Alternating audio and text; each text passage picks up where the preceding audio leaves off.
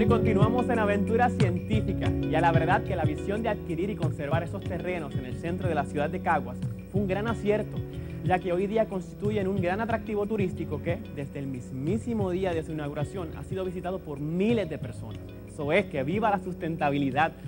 La integración de esta zona verde a la urbe que le rodea, la aportación del río Caguitas al paisaje ecológico y cultural y el desarrollo de corredores biológicos, hoy día enriquecidos con una gran variedad de flora y fauna nativa, hacen del Jardín Botánico y Cultural de Caguas un lugar excelente para la investigación ambiental.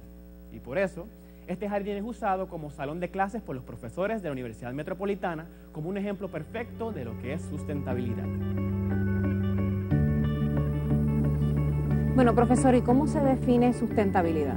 Bueno, sustentabilidad parte de la definición de lo que es desarrollo sustentable, que es aquel tipo de desarrollo que satisface las necesidades presentes de esta generación sin comprometer las generaciones futuras y las opciones que tiene esa generación futura.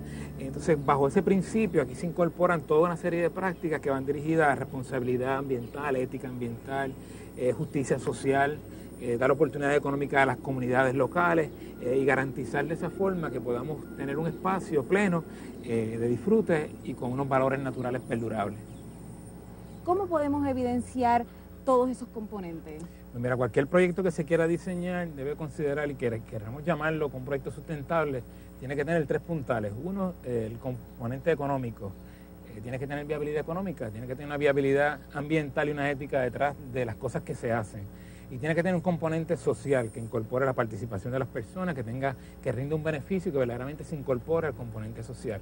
Y en este jardín botánico eso es algo que desde un principio se pensó, generar microempresas de la comunidad, capacitar a la comunidad para que pudieran no solo aportar a las necesidades y servicios que presta el parque, sino también ponerlos en posición a ellos de que puedan, una vez terminen las actividades del parque, seguir generando ingresos a través de las destrezas que desarrollan aquí en este lugar. Y eso son componentes bien importantes. El componente ambiental se nota en muchas cosas, se nota en el uso de la infraestructura verde, digamos, en las luminarias que funcionan con paneles solares, en las prácticas para ahorrar el consumo del agua, y se nota en particular en la recuperación que tiene este sitio, porque esto era un antiguo vertedero, estaba un terreno en el abandono, que fue un área que se utilizó para la agricultura, que la agricultura en sí es una práctica bien dañina a la naturaleza, y aquí hemos ido ganándole terreno, estableciendo los bosques, las siembras que típicamente hubiesen ocurrido en este lugar. Profesor, y hablando de restauración, precisamente estamos observando una charca que es parte de, ¿verdad?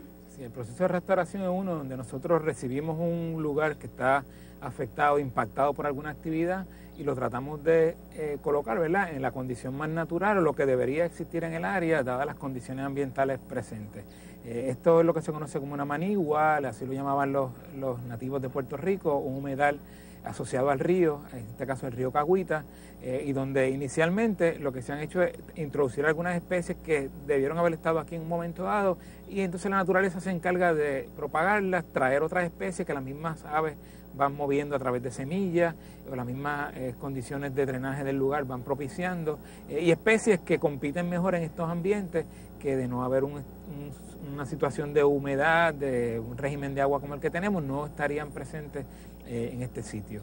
Las especies silvestres como la fauna, una vez detectan estos sitios y empiezan a encontrar la complejidad, alimento, albergue, lugar donde puedan reproducirse, pues se empieza a establecer toda una comunidad natural que es lo que realmente le añade valor al visitante. Y parte del diseño del jardín está en la dirección de propiciar actividades de disfrute, de investigación, de aporte a la conservación de muchas de estas especies, y eso se logra a través de haber sacado el lugar de un área de poco uso a un lugar donde podemos enaltecer sus valores. Me habla de especies de flora y fauna que por sí mismo, como quien dice, llegan hasta aquí, esto me llama mucho la atención. Sí, inicialmente las especies, básicamente el fin de una especie es alimentarse y reproducirse, así que ellas van un poco escaneando, moviéndose por estas áreas donde encuentran condiciones que son propicias para sobrevivir, pues ahí se establecen unos patrones de visitar hasta que lo incorporan en su ciclo de vida. Y esto aquí ya hay muchas especies que ya están anidando en el lugar porque ya tienen las condiciones estables suficientes para propiciar ¿verdad?, sus camadas de sus polluelos. Es importante que no perdamos de vista que esta área donde nos encontramos el jardín botánico y este subsistema aquí de este humedal forman parte de un continuo que viene a lo largo del río Cahuita en un corredor natural que propicia el flujo de especies. Como una gran avenida que nos permite que tanto especies de flora como de la fauna utilicen una infraestructura verde, una infraestructura natural para agregar estos valores que tenemos en este lugar.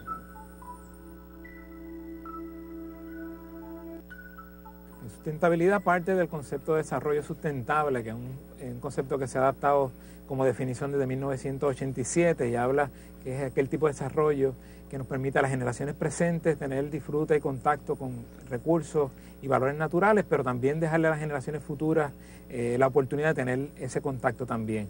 En una facilidad como esta del Jardín Botánico de Caguas, nosotros podemos incorporar ese principio de muchas formas. Nos encontramos, digamos, una estructura que es necesaria construir para permitir el acceso público y que la gente pueda tener ese contacto con la naturaleza. Pero esta estructura se pudo haber hecho cerrada, donde no se permitiera el contacto con el cielo, con la brisa, con las aves. Y se ha buscado esa entremezcla, donde tenemos la seguridad que nos proveen estas barandas, pero además nos permiten ese contacto directo con los recursos que están allá afuera. Bueno, profesor, estamos como en un área de la arboleda, ¿no? Exacto, aquí, como si te fijas, encontramos árboles de diferentes especies, distinto a cuando uno entra a una plantación que encuentra todos los árboles de una misma especie. El jardín botánico está dividido en arboledas que tienen su significado.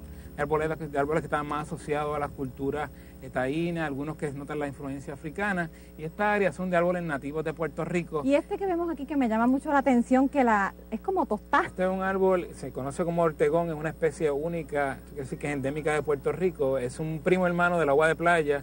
Si te fijas, tiene un parecido con él. Y es una de esas especies que tenemos en el parque como parte de los esfuerzos de conservación que hace un jardín botánico. El jardín botánico, hemos hablado, es mucho más que simplemente un área recreativa, ¿verdad? Es un lugar para la educación y vamos a encontrarnos ahora mismo excursiones con maestros trayendo a sus estudiantes. Además del ortegón, tenemos por aquí... Y árbol de María, ¿verdad? Este es el árbol de María, exactamente. El árbol de Cupey, que es un árbol precioso de Puerto Rico con un valor ornamental muy grande.